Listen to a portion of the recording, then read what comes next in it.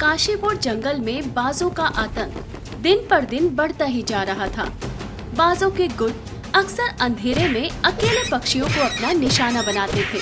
वे अकेले पक्षियों को घेर लेते और उनके पास जो भी रुपया, पैसा और कीमती सामान मिलता था उसे लूट लेते थे। एक दिन रिंकी चिड़िया सोनू कबूतर से कहती है, देखिए ना जी, हमारा बेटा पिंटू तो अब हमारी बात बिल्कुल ही नहीं सुनता है। कितनी बार उससे कहा है कि जंगल में रहने वाली सुंदरी चिड़िया से ब्याह कर ले, लेकिन वो तो हट किए बैठा है कि ब्याह करेगा तो दूसरे जंगल में रहने वाली चुनमुन मैना से ही। अब उसे कौन समझाए कि हम उसके दुश्मन नहीं हैं, हम भी उसकी भलाई ही चाहते हैं।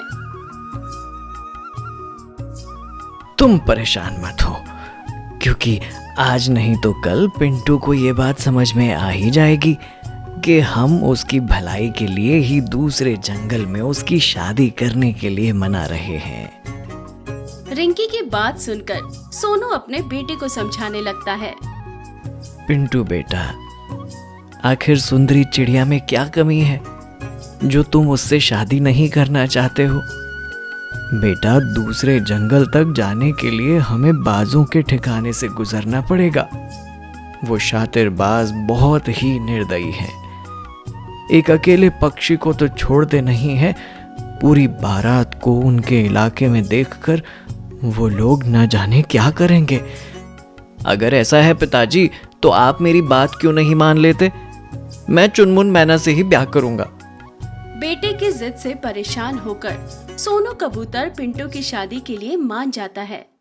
शादी के दिन, अरे वाह पिंटू, आज तो तू सज धज कर बिल्कुल राजकुमार लग रहा है। हाँ, मेरा बेटा कोई किसी राजकुमार से कम है क्या? मैंने अपने बेटे के लिए पूरे 2 लाख का हार बनवाया है और अपनी बहू चुनमुन के लिए भी लाखों के जेवर और कपड़े लिए हैं। इतनी धूमधाम से अपने बेटे का ब्याह करूंगी कि सब देखते रह जाएंगे।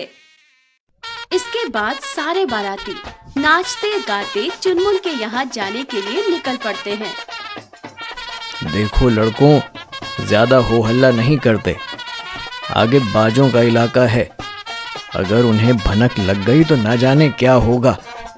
मेरा तो दिल बैठा जा रहा है। अरे सोनू भाई, आप क्यों घबराते हैं? हम कोई अकेले थोड़ी जा रहे हैं जो बाज आकर हमें यूं ही लूट लेंगे। अरे पूरे जंगल के पक्षी एक साथ बारात लेकर जा रहे हैं। इतनी आसानी से वो हमारा सामना नहीं कर पाएंगे। आप निश्चिंत रहिए और खुशी खुशी अपने बेटे की बारात लेकर चलिए, कुछ नहीं होगा। बिरजू तोता की बात सुनकर बारात में पिंटू के दोस्त और उत्साह से नाचने गाने लगते हैं, किंतु राजू कबूतर किसी अनहोनी की आशंका से घबराए रहता है। इस तरह बारात चुनमुन के घर पहुंच जाती है। भगवान का लाख लाख शुक्र है, उन डकैतों का सामना हमसे नहीं हुआ और हम सब सकुशल बारात लेकर चुनमुन के घर पहुंच गए हैं। अब बस जल्दी से विवाह संपन्न हो जाए और हम अपनी बहू को लेकर अपने घर पहुंच जाए। ईश्वर से बस इतनी सी कामना है। देखिए पिताजी, आप बिना ही बात के घबरा रहे थे। मुझे तो लगता है उन बाजों ने अब अपना ठिकाना बदल लिया है। कितने समय से उन्होंने कोई वारदात को अंजाम भी नहीं दिया है। जरूर वो बाज ये जंगल छोड़कर जा चुके हैं और हमने बिन बात उनके डर से जंगल से बाहर निकलना ही छोड़ दिया था।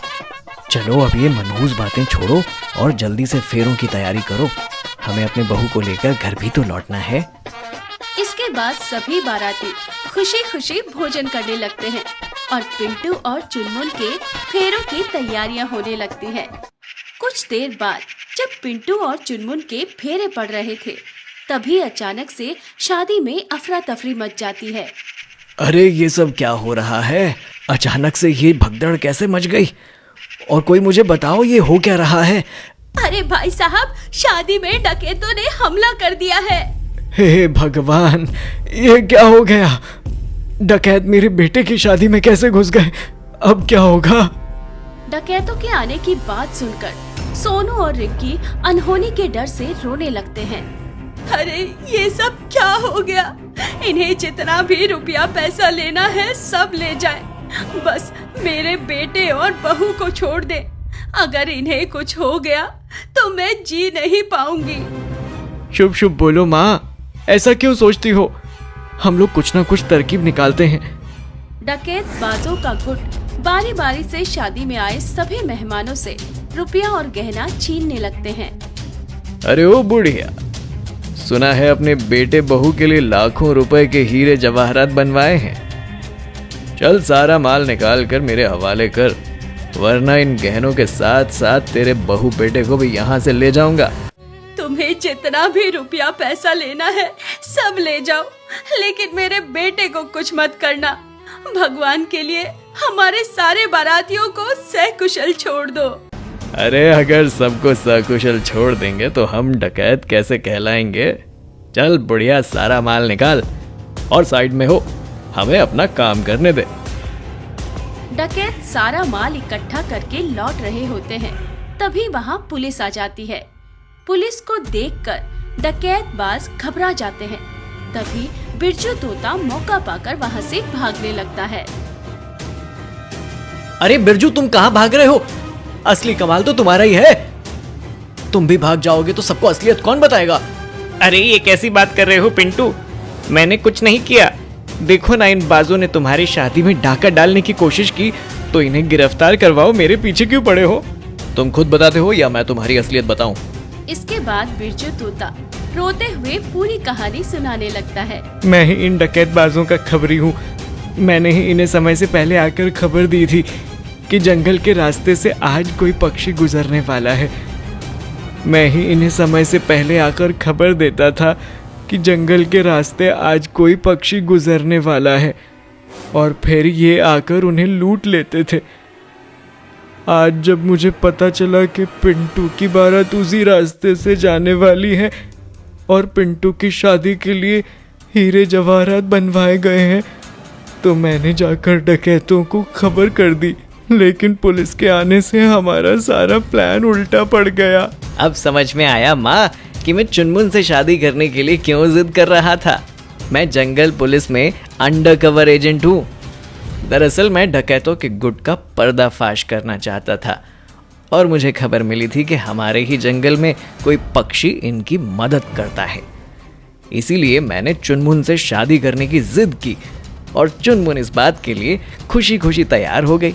पिंटू की सूझबूझ की सभी पक्षी तारीफ करने लगते हैं, और उस दिन के बाद से जंगल से डाकुओं का आतंक खत्म हो जाता है।